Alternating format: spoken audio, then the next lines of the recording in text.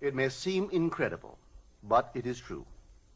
The world in which we live is a world of imagination. In fact, life itself is an activity of imagining. All that we behold, though it appears without, it is within, in our imagination, of which this world of mortality is but a shadow. Nothing appears or continues in being by a power of its own. Events happen because comparatively stable imaginal activities created them, and they continue in being only as long as they receive such support. Therefore, the secret of imagining is the greatest of all problems, to the solution of which everyone should aspire. For supreme power, supreme wisdom, and supreme joy lie in the solution of this great mystery. When man solves the mystery of imagining, he will have discovered the secret of causation, and that is, imagining creates reality. Divine imagining and human imagining are not two powers at all, but one. The valid distinction which exists between them lies not in the substance with which they operate, but in the degree of intensity of the operant power itself. Acting at high tension, an imaginal act is an immediate objective fact. Keyed low, an imaginal act is realized in a time process. Human history, with its forms of governments, its revolutions, its wars, and in fact the rise and fall of nations, could be written in terms of the imaginal activities of men and women. All imaginative men and women are forever casting forth enchantments, and all passive men and women who have no powerful imaginative lives are continually passing under the spell of their power. If imagination is the only thing that acts or is in existing beings or men, as Blake believed, then we should never be certain that it was not some woman treading in the winepress who began that subtle change in men's minds, or that the passion because of which the earth has been drenched in blood did not begin in the imagination of some shepherd boy, lighting up his eye for a moment before it ran upon its way. The future is the imaginal activity of man in its creative march. Imagining is the creative power, not only of the poet, the artist, the actor, and orator, but of the scientist, the inventor, the merchant, and the artisan. Its abuse in unrestrained, unlovely image-making is obvious, but its abuse in undue repression breeds a sterility which robs a man of actual wealth of experience. Imagining novel solutions to ever more complex problems is far more noble than to restrain or kill out desire. Life is the continuing solution of a continuously synthetic problem. Imagining creates events. Our world, created out of men's imagining, comprise unnumbered warring beliefs. Therefore, there can never be a perfectly stable or static state. Today's events are bound to disturb our yesterday's established order. Imaginative men and women invariably unsettle a pre-existing peace of mind. Hold fast to your ideal in your imagination. Nothing can take it from you but your failure to persist in imagining the ideal realized. Imagine only such states that are of value or promise well. To attempt to change circumstances before we change our imaginal activity is to struggle against the very nature of things. There can be no outer change until there is first an imaginal change. Everything we do, unaccompanied by an imaginal change, is but futile readjustment of surfaces. Imagining the wish fulfilled brings about a union with that state, and during that union we behave in keeping with our imaginal change. This shows us that an imaginal change will result in a change of behavior. However, our ordinary imaginal alterations, as we pass from one state to another, are not transformations, because each of them is so rapidly succeeded by another in the reverse direction. But whenever one state grows so stable as to become our constant mood, our habitual attitude, then that habitual state defines our character and is a true transformation. Now let me call your attention to the design on the cover of this record. You will notice a man sitting on a park bench, imagining himself to be in a home. This is the secret of those who lie in bed awake while they dream things true. They know how to live in their own dream house until, in fact, they do. Man, through the medium of a controlled waking dream, can predetermine his future. That imaginal activity of living in the feeling of the wish fulfilled leads man across a bridge of incident to the fulfillment of the dream. If we live in the dream, thinking from it and not of it, then the creative power of imagining will answer our adventurous fancy, and the wish fulfilled will break in upon us and take us unawares. Man is all imagination. Therefore, man must be where he is in imagination, for his imagination is himself. To realize that imagination is not something tied to the senses or enclosed within the spatial boundary of the body is most important. Although man moves about in space by movement of his physical body, he need not be so restricted. He can move by a change in what he is aware of. However real the scene on which sight rests, man can gaze on one never before witnessed.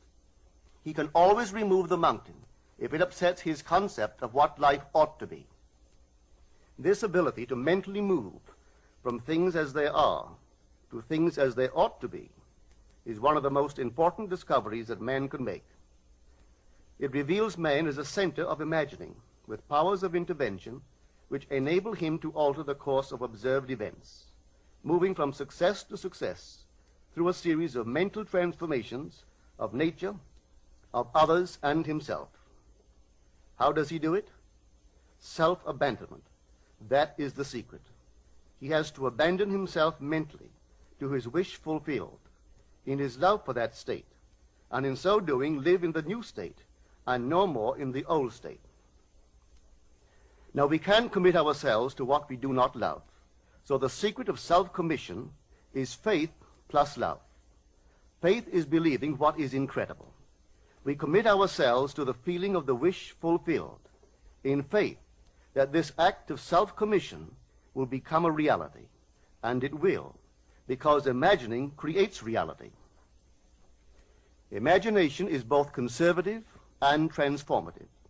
It is conservative when it builds its world from images supplied by memory and the evidence of the senses. It is creatively transformative when it imagines things as they ought to be, building its world out of the generous dreams of fancy. In the procession of images, the ones that take precedence naturally are those of the senses. Nevertheless, a present sense impression is only an image. It does not differ in nature from a memory image or the image of a wish. What makes a present sense impression so objectively real is the individual's imagination functioning in it and thinking from it, whereas in a memory image or a wish, the individual's imagination is not functioning in it and thinking from it, but is functioning out of it and thinking of it. If the individual would enter into the image in his imagination, as the design on the cover of this record suggests, then would he know what it is to be creatively transformative. Then would he realize his wish, and then he would be happy. Every image can be embodied, but unless man himself enters the image and thinks from it, it is incapable of birth.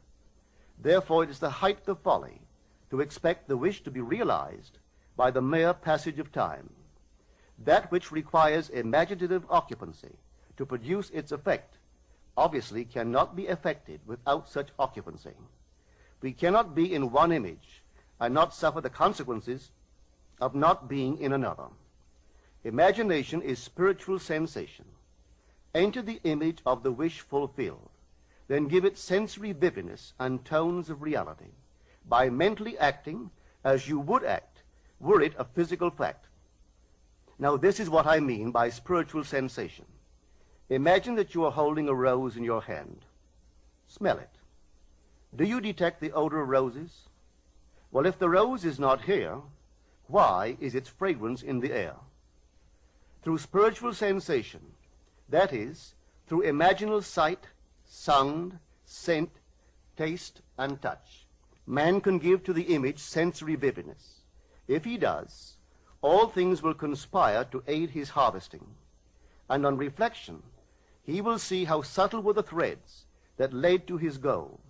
He could never have devised the means which his imaginal activity used to fulfill itself.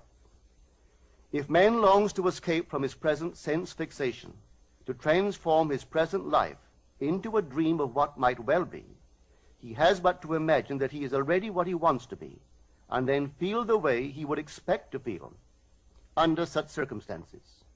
Let him, like the make-believe of a child who is remaking the world after its own heart, create his world out of pure dreams of fancy. Let him mentally enter into his dream. Let him mentally do what he would actually do were it physically true. He will discover that dreams are realized not by the rich, but by the imaginative. Nothing stands between man and the fulfillment of his dreams but facts, and facts are the creations of imagining. If man changes his imagining, he will change the facts. Man and his past are one continuous structure. This structure contains all of the facts which have been conserved and still operate below the threshold of his surface mind. For him, it is merely history. For him, it seems unalterable, a dead and permanently fixed past. But for itself, it is living. It is part of the living age. We cannot leave behind us the mistakes of our past, for nothing disappears. Everything that has been is still in existence. The past still exists, and it gives and still gives its results.